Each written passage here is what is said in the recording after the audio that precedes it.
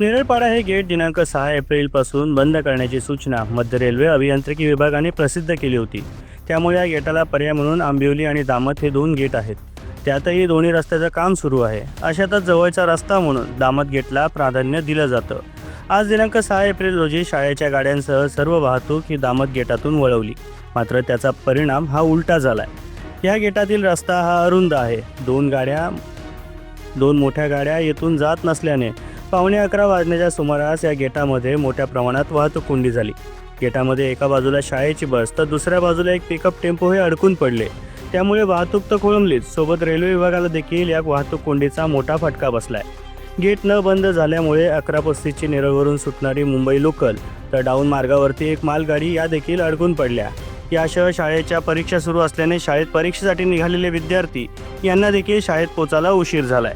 दामत गेट हे वाहतुकीसाठी पुरेसं नसल्याने वाहतुकीचा अतिरिक्त भार पडल्यास येथील वाहतूक व्यवस्था कोलमडून पडते।